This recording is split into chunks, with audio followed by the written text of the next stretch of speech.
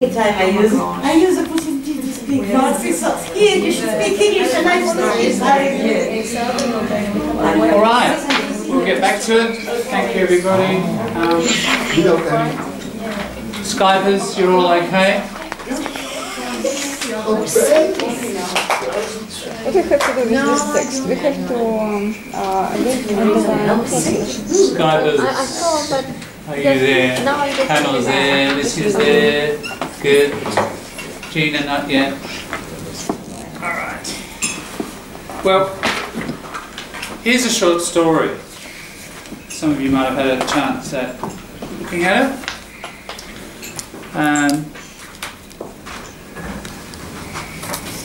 We're going to read it through. And let's just follow the pattern that I've suggested. We're just going to read it through for meaning first. And when you do that first read, don't worry about new words. There are new words in it, I know. And we're going to do some work on that, as I mentioned in the Facebook group. We're going to do a bit of guessing work. But guessing has always helped by knowing the total picture. So if you go slowly, bit by bit, through a text, and you really stop and try to guess each word, sometimes there might be something that's towards the end of the story or the article that gives you an important clue about that word, you know, and you can't actually, that clue will actually make the guessing quite easy. Sometimes that happens. So it's quite important to read it through. Remember what I said last week and also in the Facebook group. Just read, and again, it's about confidence. It's the psychological thing of confidence. Just keep pushing on. Don't stop. Don't get bogged down. There's an idiom. You get bogged down. You go slowly and the wheels get bogged, don't they? In mud. Yeah, or sand. In Australia, it's probably sand. You know, I lived on a farm, done a lot of four-wheel driving for TAFE. I used to work in the Aboriginal land. And the one rule is, you know, you got a lot of sand. How do you not get bogged? You don't slow down. You keep moving. You know, if you get into heavy sand in a four-wheel drive, the number one rule is don't stop, isn't it? Keep going. Put that foot on the accelerator. And if you bog down, Right. don't try to pull someone else. Let's use this same principle for reading. Things get difficult, don't slow down. That will feel the most natural thing to do. Speed up. Keep going. And again, just, you know, have that kind of bravery, if you like, that confidence. Just push on, and it will actually, paradoxically, in a contradictory sense, it often makes it easier. You finish it, you might have a 30% understanding of the text, might be 70, might be 90, different levels. But even that understanding is going to help you when we come back around the second time and we go more slowly and we start to guess words. Your efficiency, your rate of success will be higher. All right? So that's how I want to approach this text. What I'm trying to do in this class is kind of model what we then do outside. So let's read it through relatively quickly. I'm not going to stop and explain meanings or anything because you're going to guess them in a minute together as a group. But let's just kick off at the beginning. So, Neighbours by Tim Winton. Tim Winton is probably our most famous writer. The most popular novel in Australia, again and again in surveys, is Cloud Street. And it's quite a long book, but it's over a couple of generations, set in Western Australia. He lives in Western Australia, set in the 1940s. A couple of working class families moved into this house together.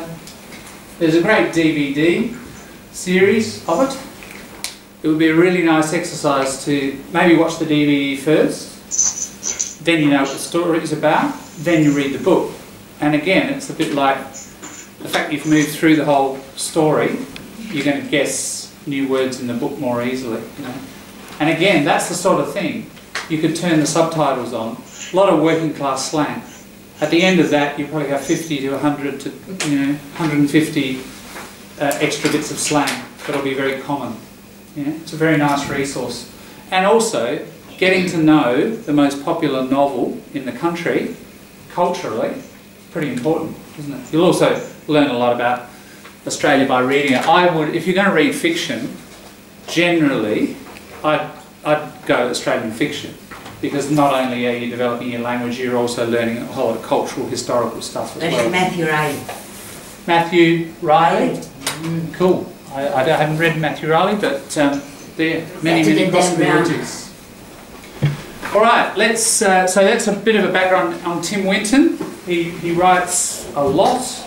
A lot of people have read him. You can almost always have a conversation with somebody about Tim Winton. So he's good to know culturally. Here's a short story, one of his early ones. Fairly autobiographical, I think. It's pretty much clearly him and his life experience.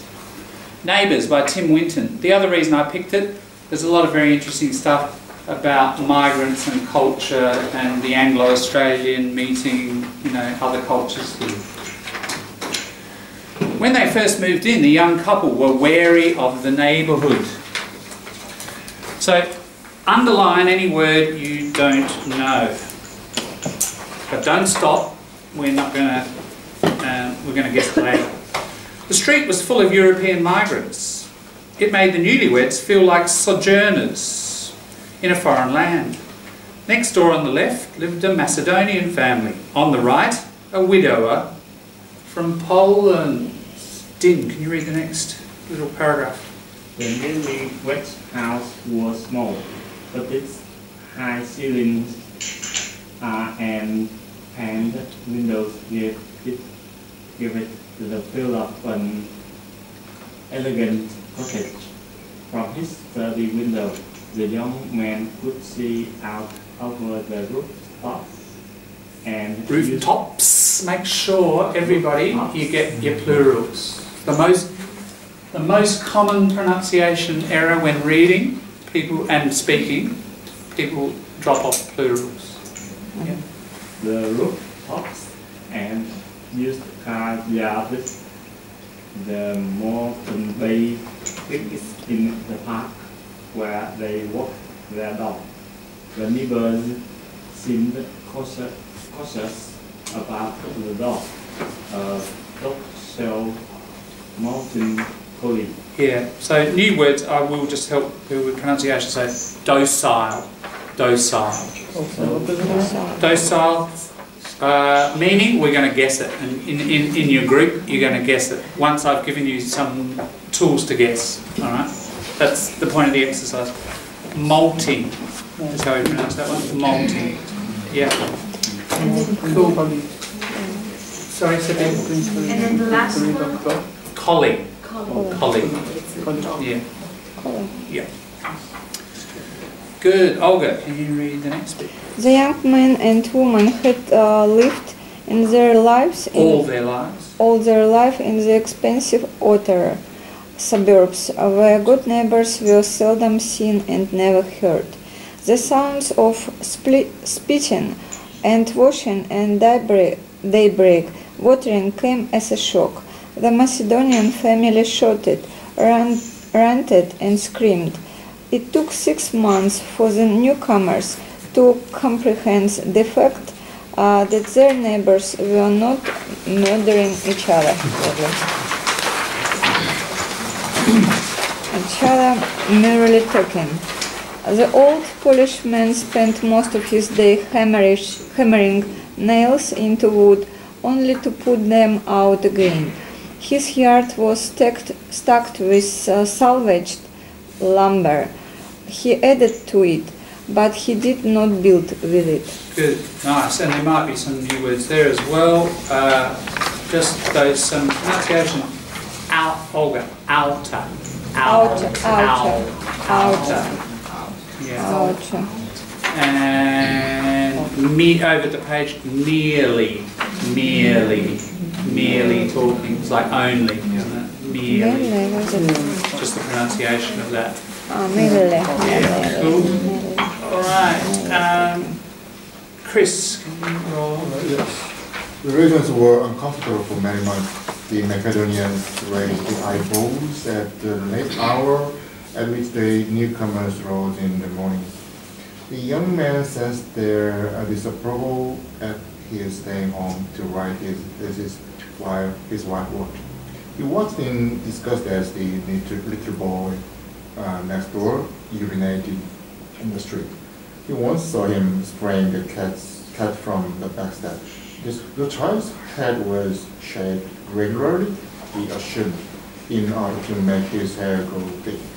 The little boy stood at the fence with only his covered eyes showing.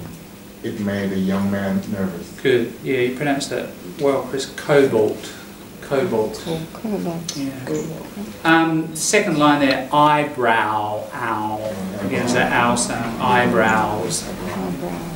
Yeah. Everything else nicely pronounced. Thank you, Yvonne. In the autumn, the young couple cleared rubbish from their backyard and turned and manured the soil under Manured. the soil under the open and major gates of the neighbors. They planted leeks, onions, cabbage, Brussels sprouts, and broad beans, and this caused the neighbors to come to the fence and offer advice about spacing, healing, mulching. The young man resented the interference, but he took careful note of what was said. His wife was bold enough to run a hand over the child's stubble, and the big woman with black eyes and bulged arm gave her a bagful of garlic cloves to plant. Good, thanks. Nicely pronounced. Just a couple of words.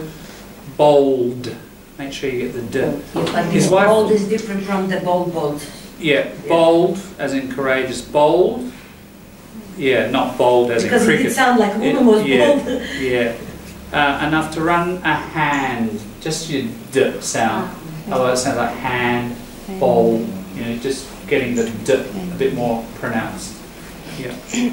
And butcher. Oh, butcher. It's not butcher, the person who sells the meat. Yeah, butcher. Cool, thanks. Kai.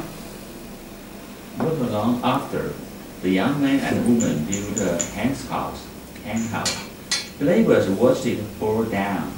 The Polish widower slid through the fence uninvited and rebuilt it for them. They could not understand a word he said. Good, thank you. Yeah. Slid. So slide is your infinitive, present tense. Slid, past. So slide, slid, slid. That's one of those material verbs we were talking about last week, isn't it? Common childhood one.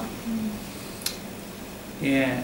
But still today you can hear even adults say brang.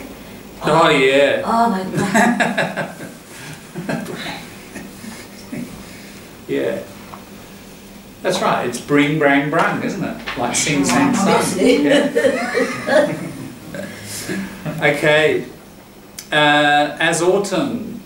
Linda, have a go at that. As autumn merged into winter and the vermilion sunsets, Vermilion. sunsets were followed by sudden dark dusk touched with the smell of wood smoke and the sound of the roasted crowing days. Roosters Yeah. crowing days, and the young people found themselves smiling back at the neighbors. They offered heads of cabbage and took gifts of grappa and the firewood. The young man worked steadily at his thesis on the development of the 20th century novel. He cooked dinners for his wife and listened to her stories of eccentric patients and hospital incompetence. In the street, they no longer walked with their eyes lowered. That's it, lowered, yeah. They felt superior and proud when their parents came to visit and to cast shocked glasses across the fence. That's it. Cast. Cast To cast glasses. shocked glances. Yes. Cast or cast? Okay, in Adelaide, cast. In Sydney, cast. Alright? In Adelaide, dance. In Melbourne, Melbourne's the same as Sydney, dance. So Adelaide has this very British sort of accent, right? Because we were just middle class, we didn't have any convicts here, no prisoners. And Adelaide is the only city that was planned before it was built. That's right, yeah. We were much more orderly and organised, you know, and Adelaide, which reflects this. Yeah, we do have a more kind of English accent, yeah, and it's a bit of a joke around the country. Certain, you know, especially if you're upper class, of course, you sound even more British, right? And the upper class is usually, I mean, the political party that represents the upper class, Liberals, right? So Liberal politicians from Adelaide, like Christopher Pyne, Alexander Downer, have these very British sort of accents, you know, and everybody laughs at them, you know, they're a bit of a joke. Yeah, it's probably, there's 2% of people have what we call the cultivated accent, and a lot of them are in Adelaide. Yeah. So, cast here. Yeah. Alright, moving on. Keiko, please. In the winter, they kept ducks, big, silent muscovys that stood about in the rain, growing fat. In the spring, the Macedonian family showed them how to slaughter and to pluck and to dress. They all sat around on blocks and upturned buckets and told barely understood stories. The man butchering, the women plucking, as was demanded. In the haze of dawn and steam and structured dialogue, the young man and the woman felt intoxicated. The cat toyed with severed heads. The child pulled the cat's tail. The newcomers found themselves shouting. Good, thank you. Yes, down here. Now, down here is a noun, isn't it? Normally, down can be an adverb or a preposition. Here, it's a noun. Some interesting things, you know, that's the thing about some simple words. As you get more advanced, you realise, oh, you know, you can use them in different ways. So here, this has become a noun. It's got quite a particular meaning. And even, look, the cat toyed with severed heads. Toy is usually a noun. Here it's become a verb. Toy with. You toy with something. So that might be new to you. Anyway, this piece, what I'd like to do is today we're going to do new words and guessing new words. Then we're going to do memorisation. Then we're going to do collocation. Then we're going to do grammar and style. Right? We're going to drill into this text and come at it lots of different ways. Probably a different way each lesson to see what sort of lessons you can get out of just one text. Right? So within 3 or 4 lessons, again, you're building the toolbox that you can approach any text, you know, out there in your study or in your general reading. Or this will affect your listening too. Already, you know, just on the issue of collocation and the lesson about collocation, I'm going to embarrass you, Kai. You've already, just talking about listening, you've transferred the idea of collocation in reading over to listening, haven't you? Because you've got a collection of the words that Kai's been writing down, the collocations that have been coming out of my mouth, right? This lesson. Oh, that would be impossible. And got quite a long list. It was something that I hadn't thought of. I mentioned it in diploma, and you're doing it. It's a great idea. But it was because some years ago I'd mentioned collocation, and there's a very, very good student who's gone on to do a PhD and so on. She kept noting and noting, you know, in class. I was like, gee, I'm not saying that much that's important. And then one day, like several weeks later, I saw what she was doing. She was just noting, writing down as fast as she could, all the collocations that were coming out of my mouth. And, you know, and then she did it like sitting in front of the television. Right? Just collocation, collocation, collocation, you know. Great idea. I mean, think how sharp and sensitised and meta-aware that is. And you know, she was learning like at the speed of light, partly as a result. So my point, yeah, head was completely done in. So my point is, you know, all these tools that we're developing, you can transfer across to other areas, of course. You know, what we're learning about how to use text, a lot of it you can transfer into listening or using speaking, and I want to talk about how that transfers and what you can do, you know. But try that as a technique, either of what I say or sitting, you know, if you're at university and you listen to the lecture, obviously you've got to get the information. But then a lot of them are on video, aren't they? Just if you get 20 minutes, get the video out of the lecture you've already listened to and just record the language. Practice listening and capturing collocations, writing them down as fast as you can. Do it once a week, just to keep the sensitivity up. Right? So yeah, what I want to do with this text is approach it in lots of different ways. We're going to drill into this text quite a lot. Just letting you know what we're going to do with it. Okay, so down is the pronunciation of that, just like the preposition. Natalie, try but. But they have not founded on the pregnancy. It stunned them to make parents so early. Their friends did not have children until several years after being married. If at all, the young woman arranged for maternity leave. The young man plugged on his seats on the 20th century novel. Okay, thanks. The young man ploughed on. That GH is silent.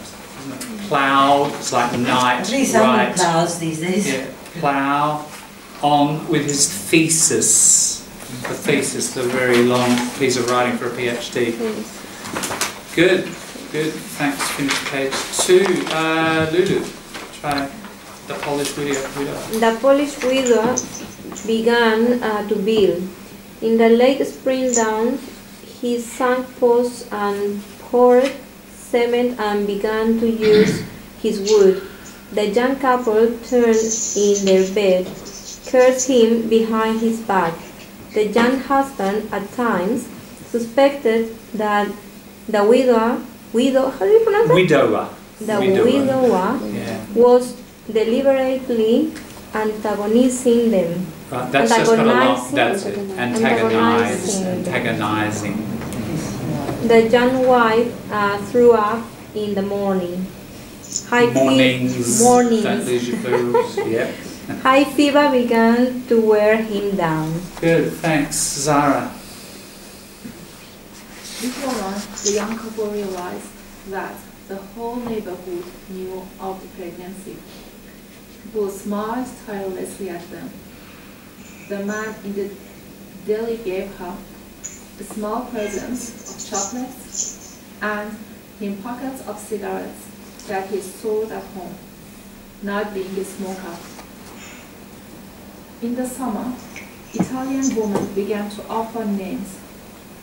Greek women stopped the young woman in the street, pulled her skirt up and felt her belly, telling her it was bound to be a boy. By late summer, the woman next door had knitted the baby a suit, complete with booties and beanie. The young woman felt flattered, claustrophobic, grateful, peeved. Just get your ending peeved. That's it. Nicely pronounced. Yeah. Your Greek women, great. First one, Italian women, not woman. Just yeah. It's a common error even at this level sometimes to just make sure you say that we for the plural, isn't it? Women. Yeah. Skypers, we'll try a Skype. I'll just turn up the volume. Gina, do you want to try the next bit? By late summer.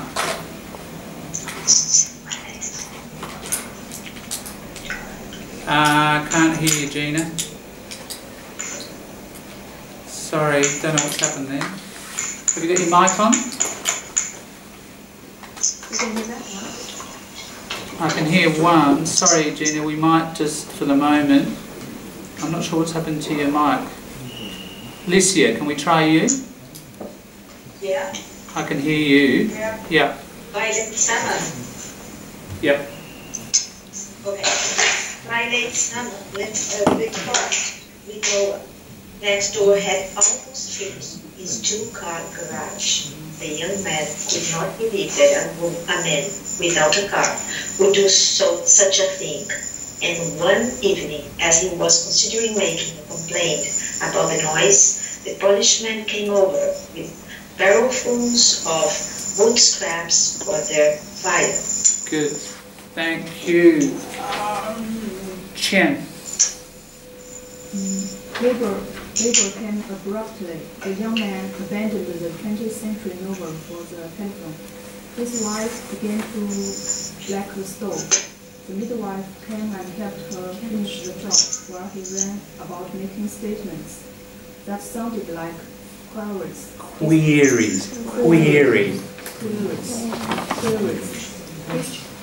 His wife posted her belly about the house, supervising his movements. Going outside for more wood, he saw in the last light of the day the faces at each fence. He counted 12 faces. The Macedonian family waved and called out what sounded like their best wishes. Good, thanks. Gina, is your mic any better? Gina, can you hear me? Gina, is your mic working? No. Okay, I don't think so. All right, we'll push on. Krish, can you read As the Night? As the night, the young woman bathed between impressions, sometimes walking, sometimes shouting. She had a hot bath and began to eat ice and demand liver burst. Her belly rose,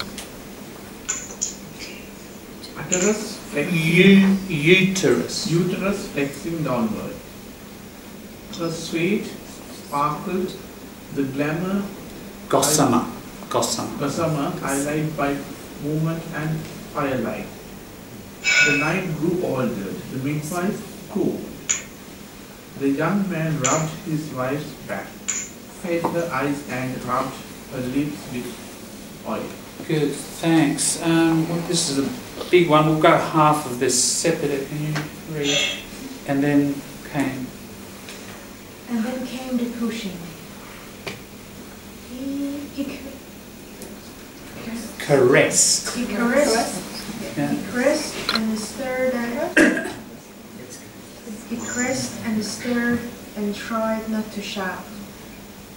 The floor trembled as the young woman bowed down in a squat. He felt the power of hair, the sophistication of hair. She strained, her face muddled. She kept at it, push after push, solving some unseen barrier, until suddenly it was smashed and she was through. It took his wind away to see the look on the baby's face as it was suddenly passed up to the breast. Good, thanks, Vera. It had one eye on him. It found the nipple. It trailed cord and burning smears, and its mother's own sweat. She gasped and covered the tiny buttocks with a hand. A boy, she said. For a second, the child lost the nipple and began to cry. The young man heard shouting outside. He went to the back door. On the Macedonian side of the fence, a small queue of bleary faces looked up, cheering, and the young man began to weep. The 20th century novel had not prepared him for this. Good. Thank you. Now, nice pronunciation overall. Hey? Yeah, they are a bit small, aren't they? Or we are too old. Yeah, maybe. There are quite a few new words, I think, but a lot of these words are quite reasonably common, and one of the reasons I picked it is you can see it's about everyday life, isn't it? It's life in a family, in a household, and so a lot of those words are still quite usual and used. And we talked last week about often the kind of English you might have learned at intermediate level, especially to advanced, is often focused on profession and academic, and a lot of those ordinary everyday words get left out, and so you end up with quite advanced English in some professional and specialist areas, but you've kind of got holes in the cheese, lower down. What we've got to do is fill those. One of the best ways to do it is with fiction, and that's why I'm using this text. Because it's a genre, it's the fiction genre, and I want to practice working with the fiction genre to show you how you can fill some of those holes. Right, a bit late for the vacuuming, guys. It should have been done this morning. All right. Well, before we get into guessing, and I want to talk about how to guess, and there are techniques for guessing. First thing to do is understand it to some degree, and look, as I said, read for meaning, and also just discuss meaning, share through talking, right? You'll get a few things clear. So, over to your table for 5-10 minutes. What is this story about? What happens? What are the basic things that happen? So, literature is usually about more than two things, but basic thing. What happens? And then the meaning of what happens. Why did he write this through? What do you think the point is? What's the main, what we call the theme? Or themes, the main ideas that are being explored. The theme or the themes. What's going on? Alright, over to you. For just get the basics clear first. In 10 minutes you might not get past that, but if you get a chance to talk about the ideas, go for it. Over to you, and Skypers. Pamela, are you still there? Yeah, Lycia's there. Right, yeah. Gina, yes, I can hear you now, Gina. That's better. Yes.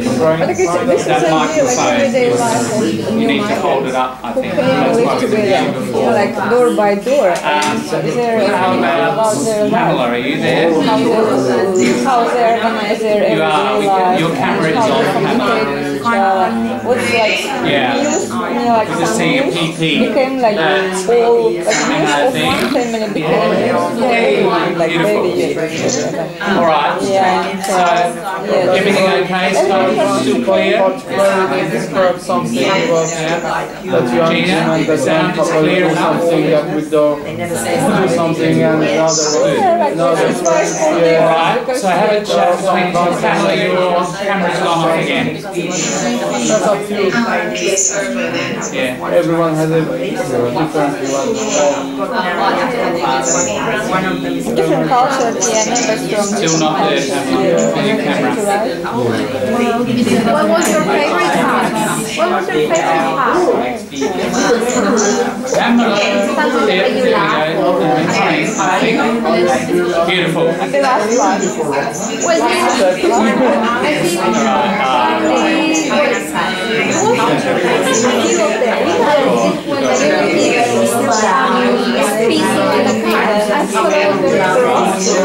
I'll just turn my microphone off. I'll turn mine off so that you don't hear all this class noise, and you can chat between yourselves, alright? It's a beginning, yeah. Better? was in this page?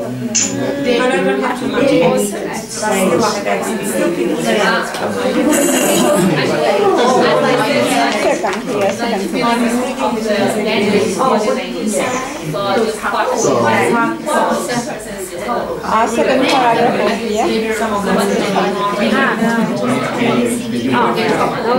He was discussed as the little boy next door urinated in the street. And then he saw him frying the cat on the back step. So frying the cat and just missing. The child head was shaped regularly here in order to make the oh no, I need to maybe Melbourne. So that part, I found it like gross. Because every family like organize their life in a little bit like normal, but still a little bit fun, like different perspectives way, yeah? Organize some garden, yeah, look after garden. Ways by making suggestions how to look after garden. Yeah, just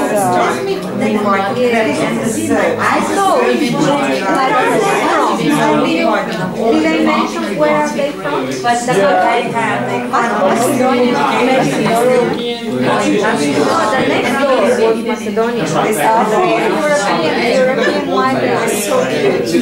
From Italian, Macedonia, Poland. They don't say where the couple is from. The couple. European. But they mentioned where the couple. No, I didn't mention about the couple, particularly this young couple came from. But they had, yeah, the street was full of European migrants. Probably this young couple. Because I was thinking, I think that couple was not European. Because if they were European, they would be used to how is the culture in Europe and maybe looking like something strange or getting a show or getting like the place. Well, maybe they are from Germany, Saudi Arabia, France, so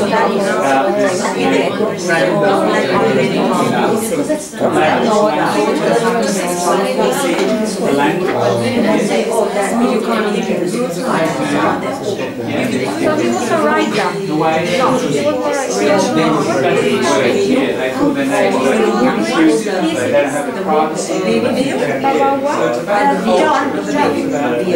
about what?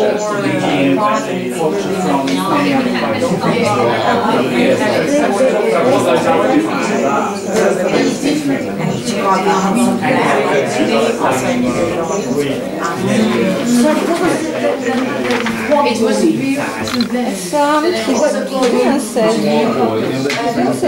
said they came from. In that area,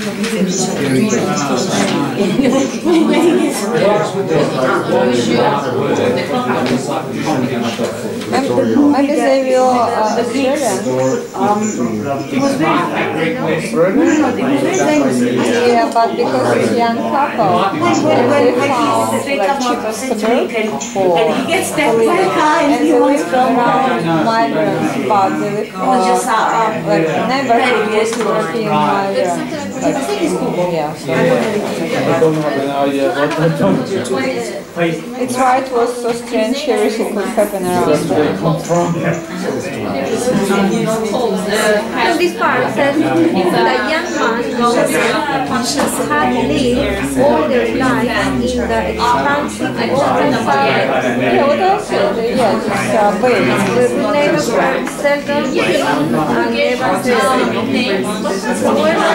However, she's not the Australian one. I think so, because Australians people are very quiet, they like their privacy,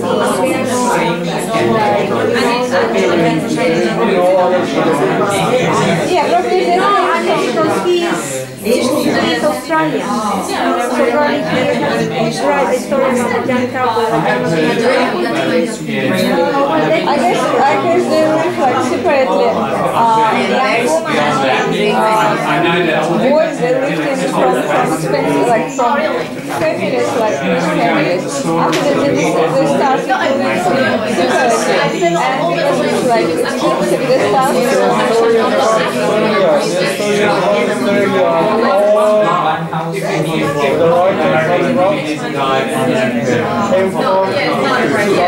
No, I say it's story about neighborhood, about people from different places.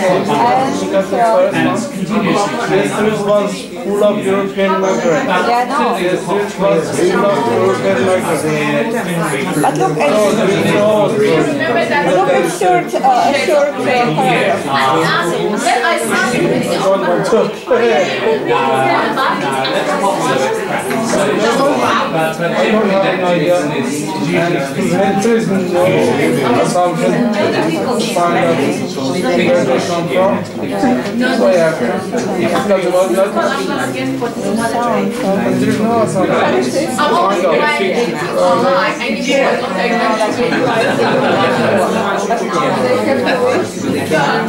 Yeah, so that means if they move into the street, but no run, because it says they live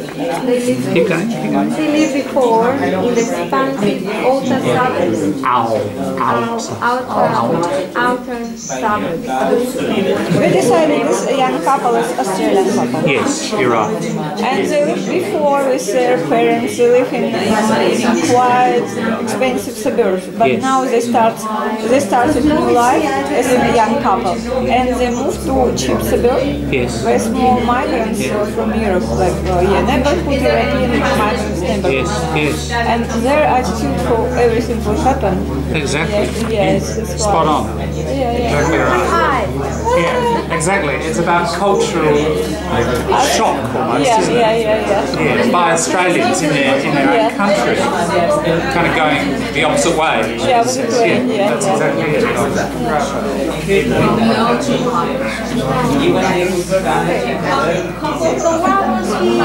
All right, can you hear me now, Stipend? Speak back again. Good. He started. Beautiful.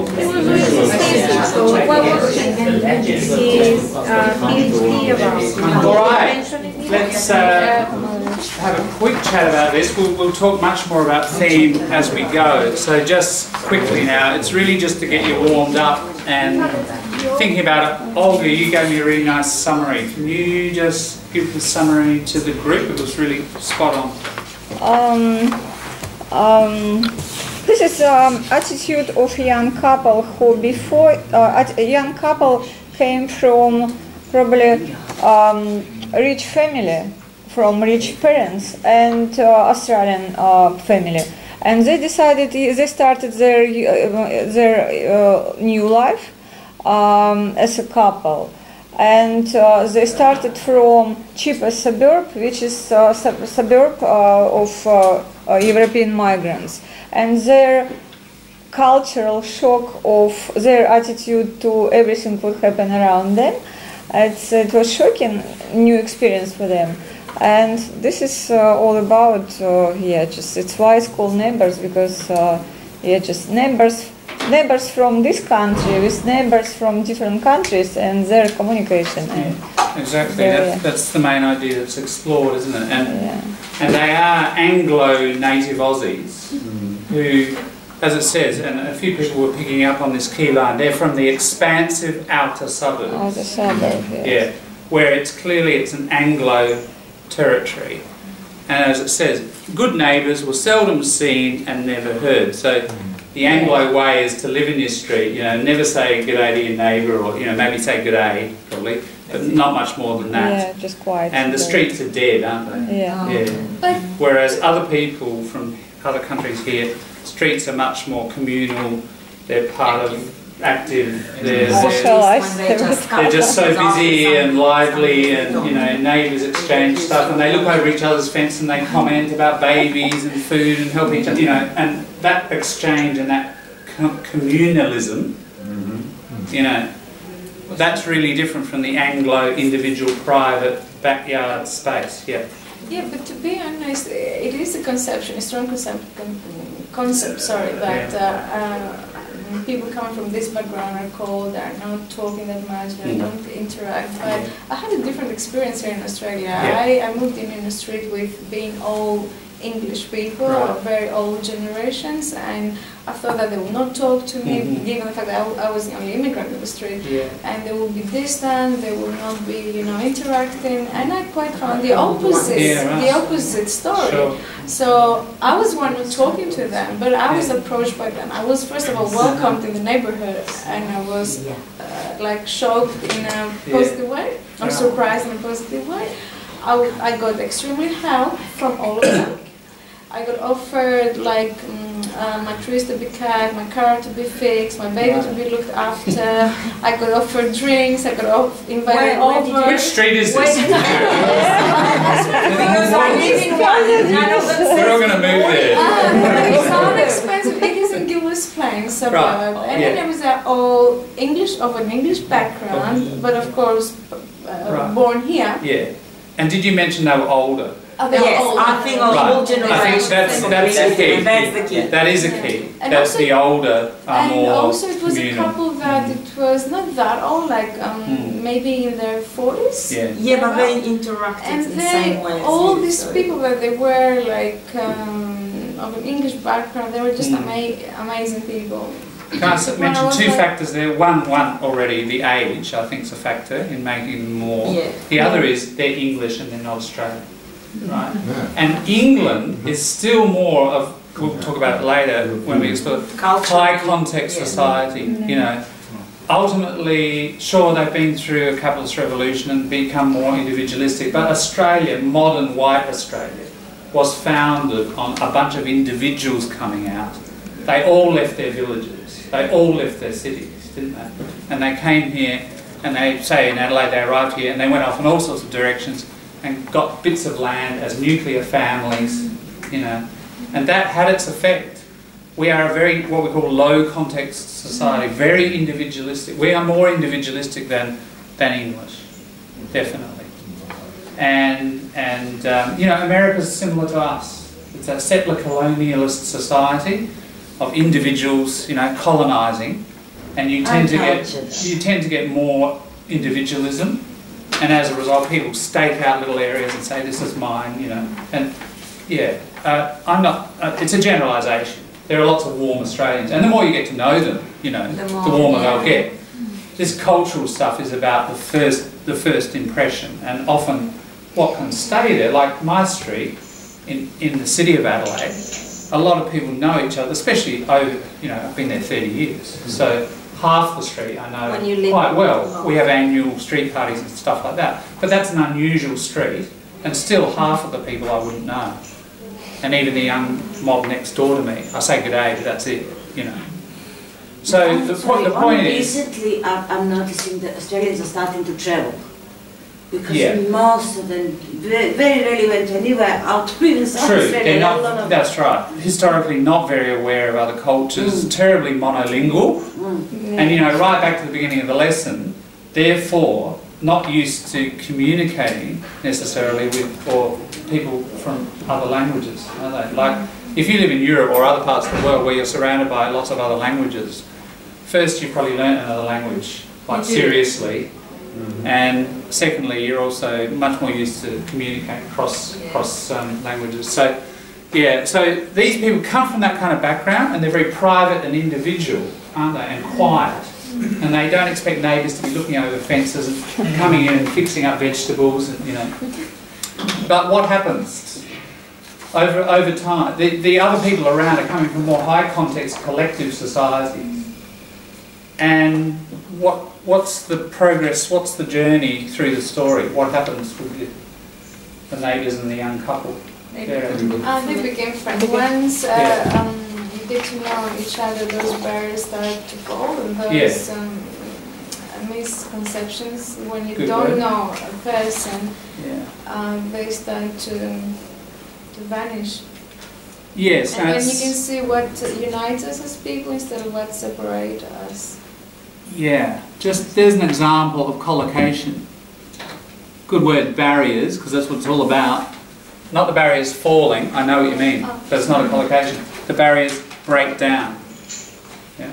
So it's about the breakdown of barriers, isn't it? And this high context society, and look, early on they hear them shouting, the Macedonians shouting and screaming, you know. Somewhere in there he finds himself shouting, you know.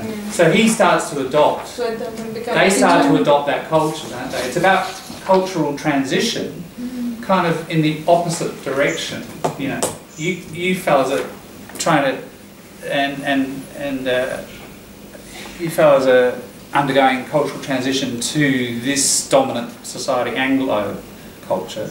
There, in this instance, they found this little micro environment of high context, and they're adjusting, you know, to a high context society. And Why travel to Europe? yeah, exactly. The other look, we were talking about collocation, so, and in speaking, cultural shock. That sounds entirely logical because culture, noun, adjective cultural. But in this weird instance, in that collocation, you don't say cultural shock, you say culture shock. Always. It's not cultural shock. It should be, shouldn't it? Logically, cultural shock. But we don't do it. It's just collocation. So, you know, we're going to talk about culture shock quite a lot about this story. So, you get the collocation right. Alright, that is the overall meaning of the piece, and we'll look at it in much more detail as we go. But, our purpose for today, and again, time is against us. Collocation, time is against us. We're going to Skypers. We're now doing vocabulary guessing toolbox. That one, vocabulary guessing. Alright? I sent that out again into the group, so if you can find that.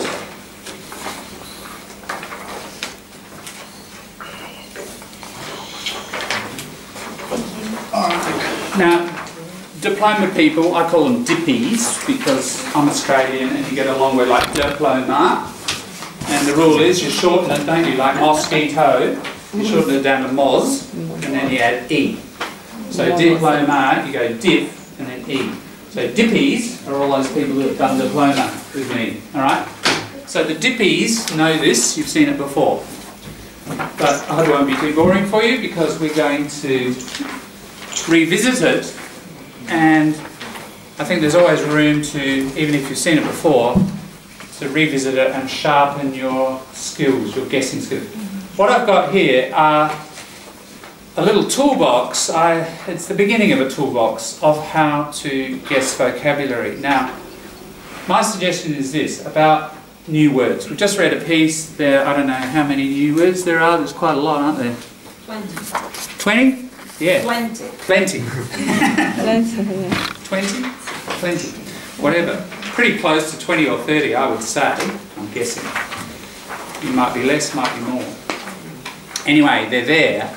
And here's the rule. Number one rule, in all circumstances, do not open the dictionary as your first option. Do not go for the dictionary. Always try one or two or three of these strategies. These can be used in multiple ways and combinations, and possibly more than this. What I'd like to do is open it up to your strategies as well that you've developed over time. But here are some.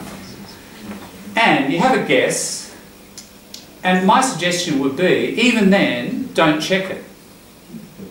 Just leave it hanging. And, you know, it's a cloud of uncertainty. And that is going to eat away at you, isn't it? There's an expression. It eats away at you. Oh God, what does that mean? You know? And depending on who you are, that could really bother you, or it bothers you a little bit. But it's going to bother you at some level, consciously or even unconsciously. It'll bother you, right, unconsciously for a few weeks. And then if you're reading a lot and you're listening a lot, that word will come around again. And now you can come at it from another direction. And you have another guess, and you get a little bit closer. That cloud now starts to get a bit smaller, doesn't it? And then in another 2 weeks you're reading and listening a lot, and then it shrinks again because you have another guess. And over time, 4, 5, 6, 8 guesses, another expression, you nail it. You nail it. You absolutely get it. And then once you've got it, you've got it, right? That is how you learn your native language, isn't it? You heard these words that adults were speaking, and maybe you're reading, and, you know, how many words did you look up in the dictionary? You looked some up, probably a few hundred. But as a percentage of what you know, 1%, 2%, maybe less, I bet it's not any higher. So most of our vocabulary is learnt through guessing, and even it's kind of semi-conscious guessing, or even unconscious. Now, you can speed up that process. If we make, like any learning, if you make something conscious, you're going to accelerate the process. So if we get the toolbox as strategies of guessing and make them very conscious, this is going to help us speed the process up. But my point is this, that, right, don't know if that, is that vacuuming finished? Was that the, right, we've got the living room done, we've got the bedroom. Right, there's 2 more bedrooms to go. Okay. Where was I? You were in a bedroom vacuuming. Yeah. So, yeah. You were talking about accelerating. Guessing, yeah. So that's right. So let's look at some words and see how we can approach them using this. Actually, what we should do is go through the toolbox first. All right, I know what I was going to say. Try to resist looking in the dictionary. Right? The fact that that word you don't know, as I said, it's going to bother you. Now, if it bothers you, even in consciousness or even somewhere deep down it's bothering you, it's processing, isn't it? It's doing some work somewhere inside you. It's doing some work. If it's doing some work, it's going to ultimately, you're going to remember it better. So just let it do its work. And then you'll meet the word again. And then you'll read it. And then you'll hear it. And then you'll hear it and hear it. And then you'll read it. Right? And if you can resist, then you'll get very sensitive to that word. You think, oh, I kind of half guessed it, and there it is again. You'll notice it, right? If you don't guess it, you won't even notice it. Right? So sensitize yourself to these new words, and as they appear, try to guess them. Now, eventually, you know, sometimes you'll get to the point where, oh, I just can't bear it anymore, have to look in the dictionary. All right, check. Yeah? Now, we will get a range of people here if we tested you somehow for a psychological test. I'll tell you what the test is. This principle is important in any kind of learning, but especially in language. Ambiguity. Ambiguity means 2 things. Doesn't it? Ambi means 2. So if something is ambiguous, it could mean this or it could mean that. I don't know. I'm not sure. Or it could mean that, or it could mean that. It could be 3 or 4 things it could possibly mean. So uncertainty, ambiguity. Now, as a second language speaker, listener, reader, writer, you're just swimming around in that all the time. And obviously, the better you get, the less there is. Right? But even natives are ambiguous in relation to each other sometimes. Okay, now, tolerance for ambiguity. How much can you tolerate it? Some people really can't bear it. Oh, does that word mean this or this? I'm having a guess, but I'm not sure. I've got to look in the dictionary. Right? Who feels like that? You know, I've just got to look. Some cultures, I notice it over the years I've taught people, some cultures, I think, train people to be intolerant of ambiguity. You've got to know the answer. And if you don't know the answer and you can't produce it in the Friday test, you know, you won't do well. And how many Friday tests have you had, you know? All your life. So that trains you to be intolerant of ambiguity. And generally speaking, by psychologists, that's recognised as a bit of a problem and a barrier to learning. Just be okay about swimming around in ambiguity, you know. And that means, for example, remember I said, read this quickly? If you read that quickly, you're swimming around in ambiguity, aren't you? But if you have an intolerance, you go really slowly and you look up every word and you're nice and certain as you go, but it's like a snail. It's very slow. And I'm suggesting to you that it's better to be tolerant of ambiguity and not look words up. But when you absolutely need to, sometimes you do. If you're in work and you've got to know what that means right then and there, or study and you've got to know, look it up. But just my own experience, like reading French novels, you know, and reading again and again the same chapter, I go back and guess and guess and guess, and I just make guesses. Then I read the next one, and about when I was doing that, I haven't done it lately, but probably every 2 or 3 weeks, I would look up a word. Parlez-vous français? A bit. Sorry, Zara. I wonder how much it works, because the problem with me that I really love books, especially the fictions, yeah. The good ones. Fiction, always singular. Oh, sorry. Yeah. Fiction. And when I'm starting to read, I force myself actually to look for the words. Otherwise, I just go through. Maybe in 2 days, I read something like 300-400 pages without stopping. Yeah. And because of that, I force myself to pause and look for the words and be honest. When you say look for, you mean look them up? look them up in the dictionary. Okay. And be honest, sometimes I get too tired and I just leave the book in the, I don't know, I just left, I don't finish the book because it's really bothering me. Just stop and just go and search for a meaning and, you know. Well, that's exactly right. You interrupt yourself, don't you? By stopping and looking in dictionaries, you interrupt yourself. So all that enjoyment and that meaning, you're losing a lot of that emotional connection, I think. So that's another important reason why, just to keep going. And sure, you'll have more ambiguity because you won't know every word, but you'll actually have a better emotional experience. Yeah. I should just go. Yeah. And look, what's learning all about? Emotions are incredibly important. Having a good time and keeping engaged and inspired, that's the most important thing. And by stopping and looking in dictionaries, that tends generally for most people to demotivate them. So I would say, don't do that so much. But, dictionaries have a role. That's why they exist, but, how do we use them? Use them only when you really need to.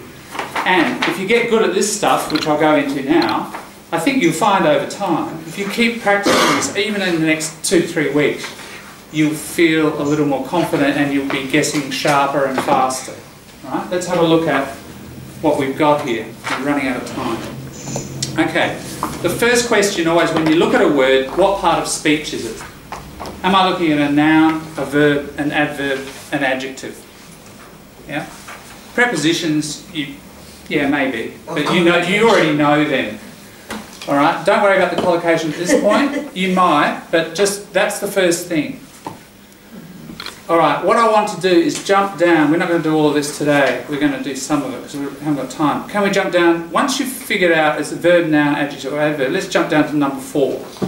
If it's a noun, is it a concrete thing, in other words physical, or is it abstract? So what you try to do is eliminate certain categories. It's the process of elimination. So think of, we got a cloud of meaning. It could, huge cloud. It could be a verb, could be a noun, could be an adjective. It's a noun. All right. Now it's a concrete noun. So we're halving it, aren't we? We're getting closer and closer to the actual meaning. All right, if you're looking at this noun, sometimes you can tell from the sentence that it's a positive thing.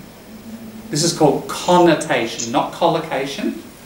All right, we're learning more language about language. Connotation, not collocation. Very close, don't confuse them. Very important. Yeah, so sometimes, not always, you can tell if it's positive or negative. So it's a physical thing and it's negative.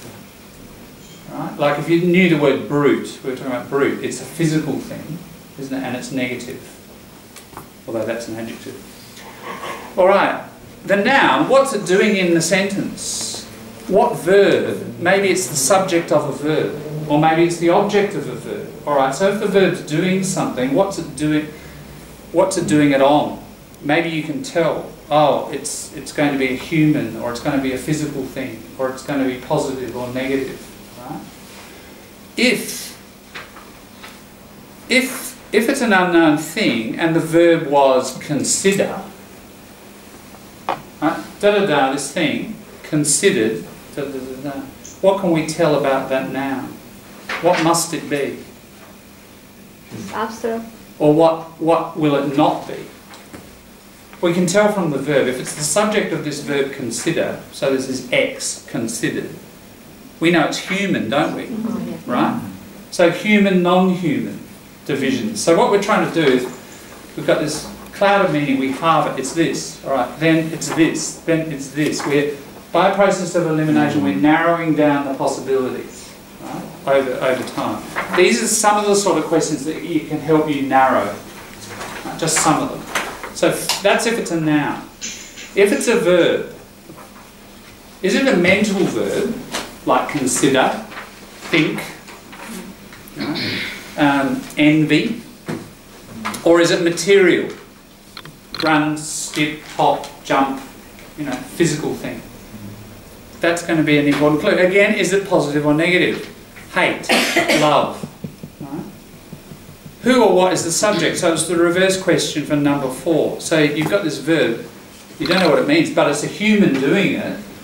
You know it's going to be a human kind of activity, isn't it? And it's a mental verb.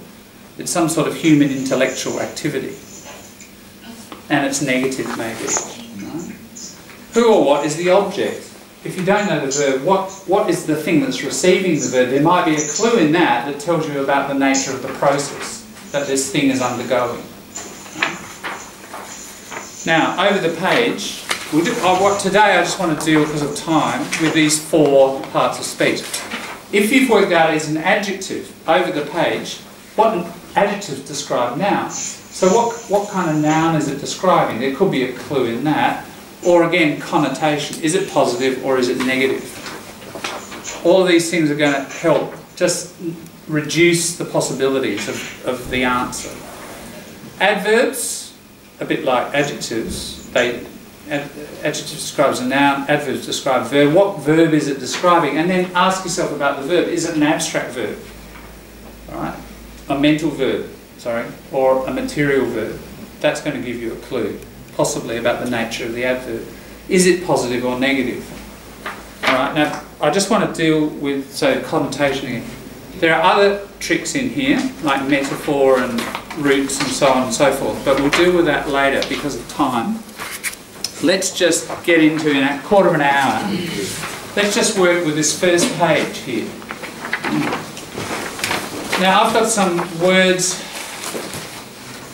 like look at the first line, wary. Third line, sojourners. Widower possibly, depending. Next paragraph, paned windows. And then the neighbours seem cautious about the dog, a docile, molting collie. And then the second to last line, the Macedonian family shouted, ranted, probably a new word, screamed. Now, here's the rules of the game. If you know these words already, because you've got a good vocabulary, don't say them to the group, right? It's a guessing process. What I want you to do is work through exactly this toolbox. So, your first, all right, wary. You know, what part of speech is wary? Wary. Adjective. Adjective, right. Adjective. So, what noun is it describing? Neighbour. Not the neighbours. Not the couple. Right. Yeah. Now, and they're wary of what? Of the neighbourhood. Now think of the motion of this story. You see, here's a good example of, now you know the totality of the story because you read it quickly. You've got a lot of clues about what this word might mean. If you hadn't read the rest of the story, you've just got the sentence and we're moving like a snail, you're bogged down. You've got no clues about the rest of what this word might mean. Right, so, not people who know this word. People who don't know it, any guesses what it means? It's describing the couple. Is it a physical thing? Is it an emotional thing? A mental thing? What is it? Wary.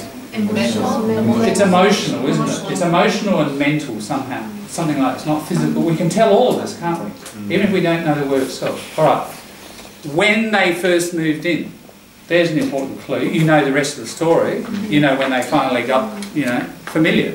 So it's the opposite, isn't it? Because the story... Opposite of familiar, strange. Something about strange. What do you feel? It's about feeling, isn't it? Well, negative. Feeling strange, Natalie? Thoughts? Isolated, yeah. Maybe afraid, not fitting. Afraid, yeah. Not certain, cautious. Not certain, not certain, cautious, yes. Okay, now another little clue, actually, number 8. Does the word look like any other English words? Wary. Wary, like old. Worry, possibly. But even the spelling. More. Aware. Yeah, aware, right. Aware. Yeah, and what's another, like wary, that's probably, that bit's just making an adjective. Wearing. Beware, isn't it? You say beware. Alright, so if somebody's saying beware, what should you be? Be cautious. Feeling, cautious, that's right. A bit afraid. Yeah. So, you can work it out, can't you? It takes a bit of work. We've been on this for a couple of minutes. And probably slower because it's a class discussion. But with these tools, you know, and just what we call inference, working things out indirectly, you infer and inference. Yeah, so a lot of readings about inference. So that one, we can tick that off. The street was full of European migrants. It made the newlyweds feel like sojourners, or sojourners, I'm not sure how you pronounce that. Sojourners in a foreign land. Okay, what part of speech is it? Michael? No. It's a noun. Noun, object. And, okay, is it, we could ask another question, you could write it, it's not a full list. Is it human or non-human? Human, isn't it? Because they feel like, yeah. Now, they're in a foreign land. So, yes, it's sort of a negative thing, isn't it? So they feel what? What would you say? Like strangers, yeah. Travellers, yeah. It does actually mean travellers. Yeah. On a journey. Yeah. Just yeah. starting. You can, yeah. Again, sojourn, journey. Right. So again, using strategy 8. You know, always have your first guesses, but then also that's why I put them in these orders. The 8 and 9 you tend to use at the end just to check. Alright, so it does look like journey, so it's about travelling in a foreign land, isn't it? So you'd be strange. So they're in their own country, but they feel like travellers in a strange land. Yeah. So tick, we can work that one out too. You'll find if we work through these, we haven't got time today, but homework basically is to push on with this. You'll work quite a high percentage out. My guess is, it depends on the text. Depends on the text. But, you know, half, maybe more, 70–80% often. You know, you'd be pleasantly surprised if you use these tools and you apply the process and, you know, be prepared to spend a bit of time and energy on it, you'll often get there. And this is why you don't need the dictionary, often. All right, I'm going to hand it over to you for the next 5 minutes, not long unfortunately. Pained, docile, molting, collie and ranted. So over to you, and I want you to use these tools. The focus is, you know, what part of speech, what's the object of the verb, what's the connotation, etc. Use this language to guess. You pick a word, any of those words in your group, and try to figure it out together, not as an individual.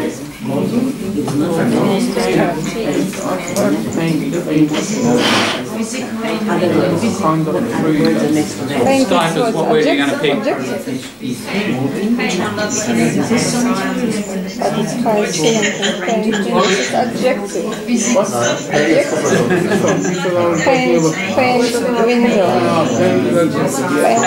Which one is here? Holly. What noun is described? Windows. Yeah, sort of windows. Positive or negative. You know that word already. So you must have a good vocabulary there, if you know all of it. Are there, what about ranted?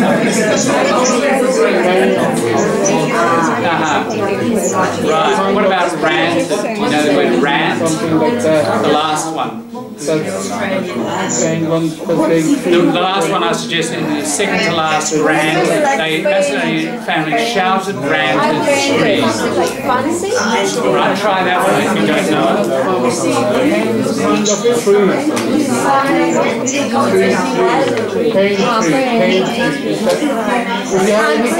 That's a plane, PL, plane tree. The big trees on the street, that's got an L in it, different word, plane tree. It's like fancy. Like fancy, pane. Okay, here's a collocation. Window pane. A window pane. Have you heard that expression?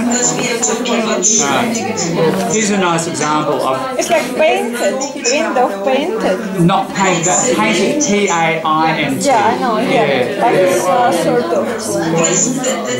There's 9 window panes over there. Yeah, it's the square.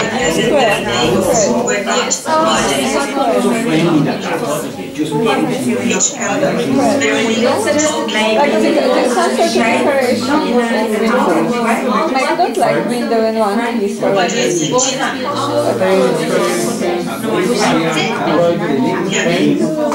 To be cautious about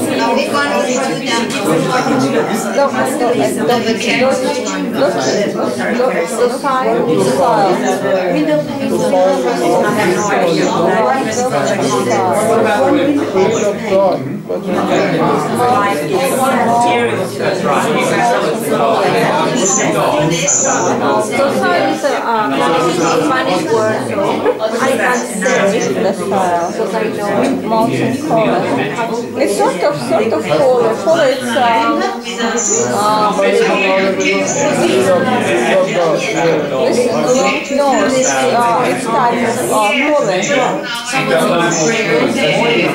it has to be with the personality of the dog, with his temperament. So you want to make it positive or negative?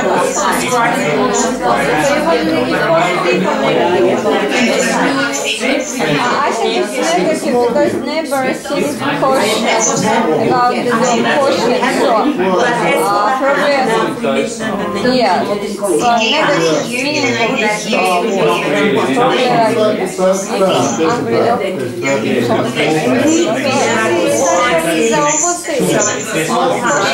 the neighbor seems cautious about the dog.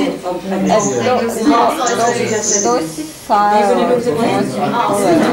the side is the opposite of an aggressive dog. That you will say, for example, you will skip him and you will get down to the house. Is it obedient? Really? Oh, you know.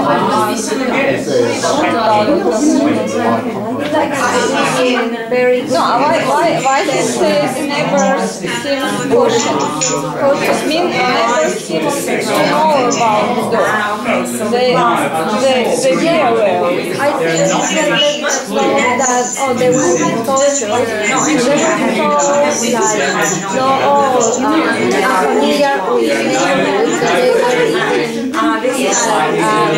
okay, just check ourselves now.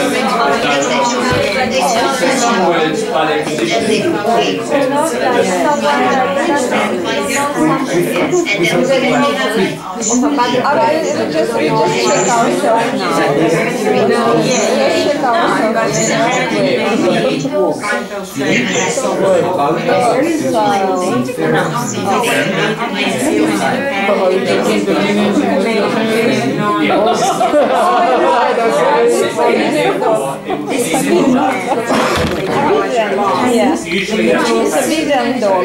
The style is a Bijan.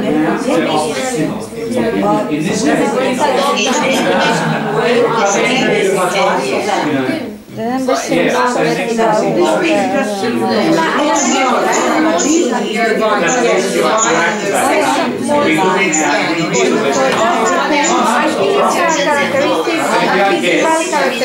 the dog.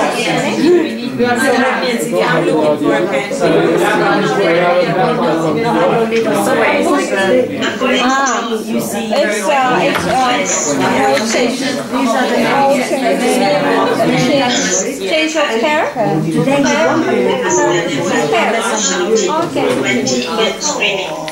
Advice, I never seen question about the dog I think this means neighbors will aware. Yeah, little dog and yeah, people say never said about this dog. This is like we have dogs, but Gina, that's a really good question. Hair could be everywhere. Exactly, Be aware. yeah. Exactly, a really good question and great answer. So Akola has Yeah, left chair. That's a great little discussion. Yes. Thank you. All right, what I'll do, I'll just very quickly, because I know you're all very intolerant of ambiguity. I'll go. We're running out of time, but I'd like to go through them. And you guys, you had that great discussion. I'm going to turn you up. Can you just repeat that discussion? Because it was really good. It was about ranted. Just anybody, Skypers, can you just start? What did you say about ranted? Gina, go ahead, Gina. Ranted. Okay.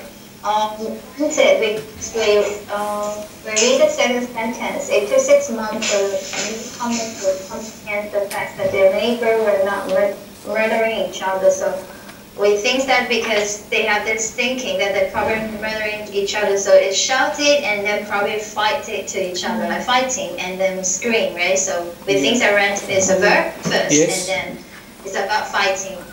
Correct. Good. And I heard, I think Melissa, you said it's a negative thing. Yeah, you can tell these people are being negative to each other, aren't you? And then you guys said, oh, and who's the subject? Macedonian family. And Gina, you had that really great question. What's the object? And Pamela said, oh, each other. You know, that's absolutely right, isn't it? So you're really, really getting into that word. And all that processing that you do. I mean, think if you just look that up. You're not processing it very deeply, are you? But if you're using, you know, just relying on your own energy and your own creative analysis with some of these strategies, and you're adding your own over time, really, you guess the word, but all that processing is helping the memory as well. You know? With that sweat. You get younger too. You do. So, rant, yeah, ranting, look at the list. Shouted, ranted, screamed. They're going to be similar too, usually, aren't they? So, shout, scream, rant. Yeah, it's about voice, using the voice to fight. And really yelling at somebody, ranting. Yeah. Angry. So, angry, that's right. Going on and on and on. Yeah, on and on, that's right. So, and all the clues you mentioned were brought in very nicely. So yeah, you can see, we can tick that one off too.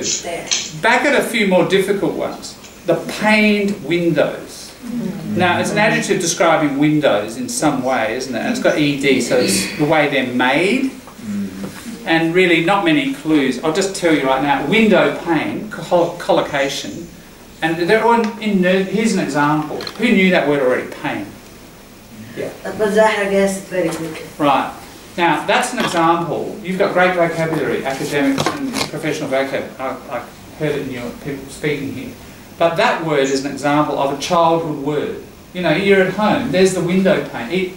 There are 9 panes of glass. A pane of glass, a piece, a square piece. That's a pane. Coming from panel?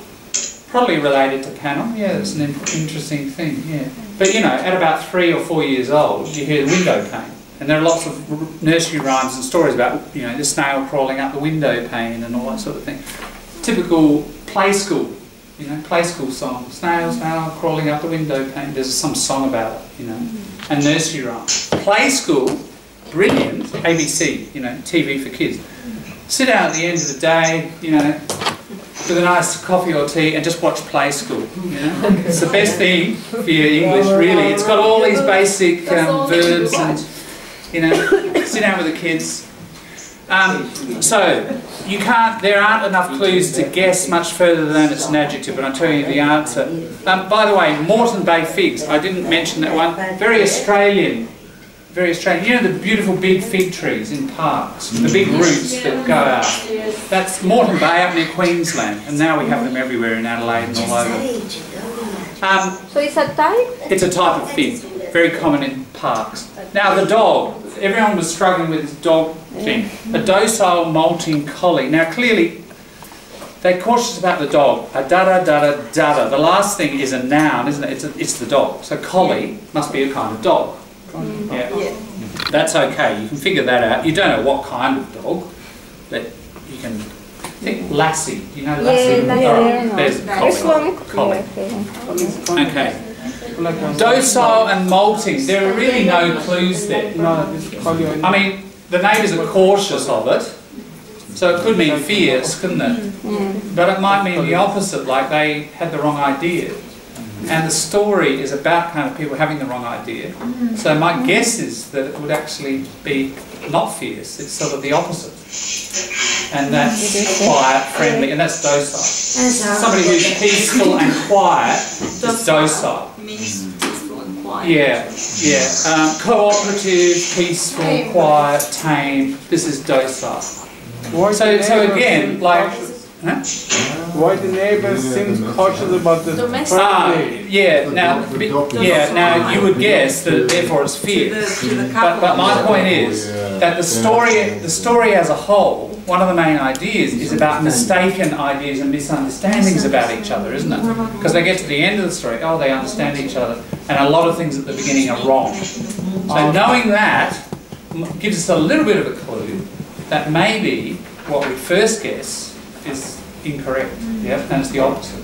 I mean, it's just you know, a hypothesis that you might create. And when you hear docile again, you'll think back to the dog story, the dog in this story, you know. Molting, think of dogs and cats. When summer comes, especially in Australia, it's hot, they lose hair. They molt. Shedding a lot. Shedding, yeah. Now, you know, I haven't molted. That's not molting. That's just, it's when you do it every year, right? You do it every year. What about cats? And it comes back. So guys, you know. When cats lose hair? When cats lose hair, it's molting. Also. Yes. All right, now, that's what we managed today. Here's what I want you to do for homework. What do you reckon? Can we... let's do the second page. What I want you to do is, with your toolbox, with your ideas, read them again and just refresh yourself. You don't have to do it all in one session, just do a couple of paragraphs a day. By next week, don't use dictionaries, right? Resist the temptation to look it up. Tolerate ambiguity for a week. I know you're not going to get much sleep, you're going to blame me for all sorts of mental disorders. Alright, bring this along next week and we'll have a good old chin wag, slang, chat about what these mean. Just a chin wag, like wag the tail on a dog, wag the chin, come down, a chin wag, a talk. Alright, so let's be clear, it's the second page. Those new words for you. What are they? Adjective, noun, adverb, etc. And then use the other tools as suggested there, and just sharpen and get better and practice. And just as an exercise, we'll then go through them. I'll tell you what they mean, and we'll see how many you manage to get quite close to. I think you'll be pleasantly surprised. It will be perhaps higher than you expect.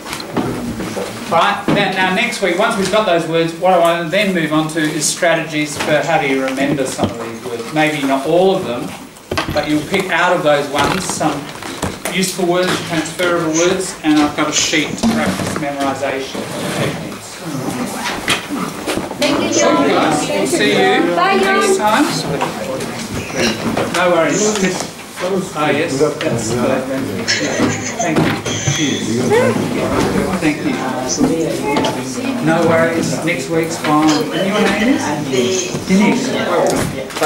Thank you. Good to see you. Yeah. Thank you. Really good. Yeah. Cheers. Take these words, the vocabulary. Thank you, John. Oh yeah, these vocabulary. That's what the word, right? Ah, beautiful. Thank you. Needs analysis and contact sheets. Yes. Interested in picking those up, please. Thank you.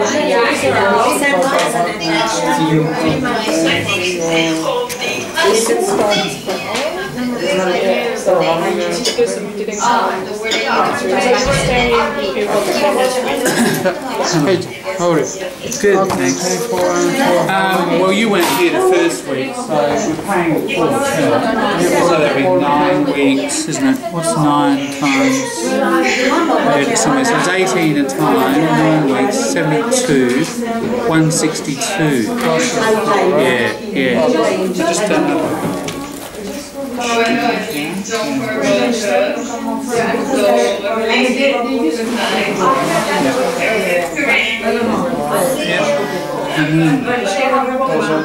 Right, I can probably give you 40 and I'll owe you 2. Well, I can fix you up. Hang on.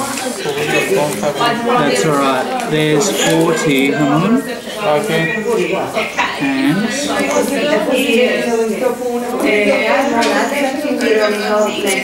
need to give you 40. I need. Yeah.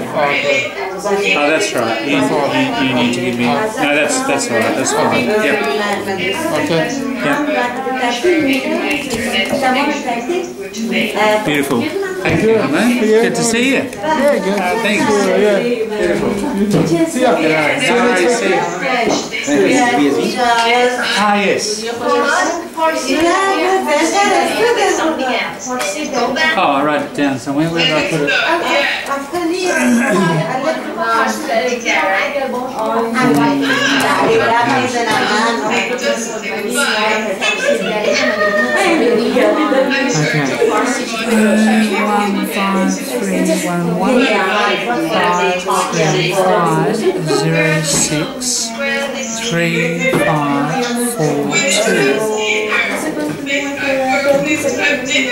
Yes, there we are, Lewis. Perfect. Ah, yes, sure. Same.